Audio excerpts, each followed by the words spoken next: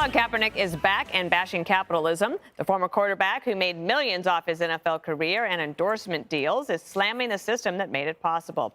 He said in a recent interview, quote, "Black liberation simply isn't possible under capitalism. White supremacy persists in part because of its relationship with capitalism. Heteropatriarchy, is that what you say that? Yeah. Ableism and so on." And I love the "and so on." Because then, like, people who believe in that, they can just fill in the blanks. Yeah, exactly. It's not really important what I'm saying. It's just that everybody in that list is oppressed, and you can't do anything about it. The country is condemned to this original sin, and you can't have capitalism. He just exchanged one sport for another. But this sport can only be enjoyed by someone with elevated wealth, fame, and status. Capitalism, but for better or worse, will raise all the boats. But communism and Marxism only raises the boats of the people who are in power. Everybody else is under the thumb of the government because the government is the actual economic engine. To be young, black, and educated in a capitalist society, nothing stands in your way. Nothing. And a talented athlete. Yeah. No, but I just mean in general. Oh, okay. In general. You couldn't be at a better time to be alive. But this woke oppression filter that he's selling compels you to adopt a view that only leads to failure. If you want to fail in America, take his advice and blame everything, every problem in your life on somebody else. You will not be successful. Jesse, you know what else is not possible without capitalism? Reparations. Oh. There's going to be no money. Good point. No money left. Where are blacks thriving economically in the world? They're thriving here in a capitalist country. They're thriving in capitalist countries in Europe. They're not. Where are blacks thriving in Marxist countries? They're not. And if you look at the end of European colonialism, when the United States basically destroyed all of these empires and the African nations were allowed to be self-determinative, the ones that embraced Marxism, they got set back decades economically. Famine, hyperinflation, gross mismanagement and graft. The countries in Africa that embraced capitalism prospered more than they were before. And it's not race that's determinative in success in this country at all. It's mostly education, and Greg is right. Do you know that Indian Americans make twice as much as white Americans? Japanese Americans make more than white Americans. Sri Lankan Americans make more. That's got to upset you.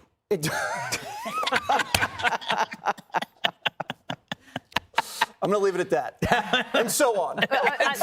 And speaking of education today, Tulsi, we get these numbers back from the National Education Assessment Test, which basically says we are in dire straits. Yeah. Our students cannot read. We have, by double digits, regressing back to like the lowest scores since they started doing the testing. And so we have that problem plus a problem of somebody like Colin Kaepernick, who I'm sure a lot of people, a section of the society looks up to and basically considers themselves victims. And so at what point do you have any hope that things will get better? And that's the thing, right, is even those who look to him and say, hey, Colin Kaepernick means well, he wants to help lift people out of poverty. If we're not teaching history in our schools, we see the result in Colin Kaepernick advocating for Marxism over capitalism without actually looking at what happens in North Korea. What happened in the former Soviet Union? What happened in, Marxist, Maoist China, where people in all of these examples lived in abject poverty and totally and completely oppressed without any freedom whatsoever? So if this is what he's advocating for, he should really look at history and compare Marxist, Maoist China, where people couldn't even travel outside of their city or province, what to speak of travel overseas. They were completely oppressed, had no personal liberty, to now, once capitalism was introduced to China, people have more personal freedom, they have more economic freedom, and there is an increased level of just overall well-being.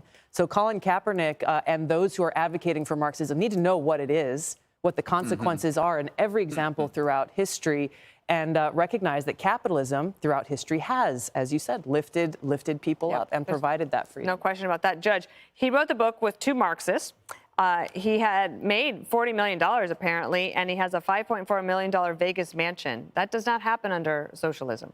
It does not happen under socialism. And the truth is he made something like $43 million in salaries, plus he had endorsements, plus he had Netflix. You know, I guess that capitalism has treated him pretty well. And the truth is, it's kind of like Bernie Sanders writes a book, Trashing Capitalism, and he makes over $2 million from the book.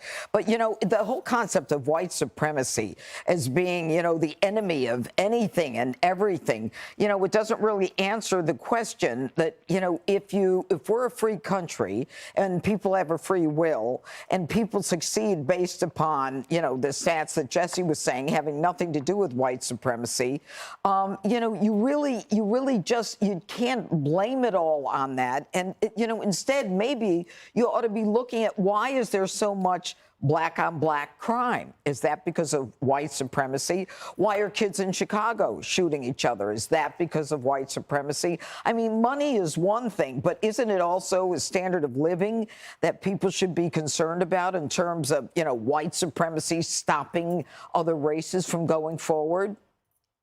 I think so, indeed. Good discussion. All right, the fastest is up next. Hey, Sean Hannity here. Hey, click here to subscribe to Fox News YouTube page and catch our hottest interviews and most compelling analysis. You will not get it anywhere else.